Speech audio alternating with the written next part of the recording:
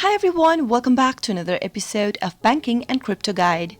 In today's video, I'm going to guide you through an easy process on how to log out of Coinbase using your Android device. Keep watching the video till the end and don't forget to subscribe to our channel by hitting that subscribe button. Also press the notification bell icon so that you'll never miss another upcoming update from us. Now let's jump right into the video. Logging out of Coinbase on Android is simple. If you're already logged into your Coinbase and you don't know how to log out of it, then from the main home page, you'll be able to see a hamburger menu located at the upper left-hand corner. Tap it on in order to bring up an expanded menu. At the bottom of the menu, tap on Sign Out and confirm your selection by tapping on Sign Out one more time in the pop-up displayed beneath. Soon after you do that, you'll be able to log out or sign out of Coinbase app on Android. If you want to log in back again, you'll need to tap on the Sign In button in the upper right-hand corner. Enter your credentials and that way, you'll be able to log in back again. I hope the tutorial was helpful.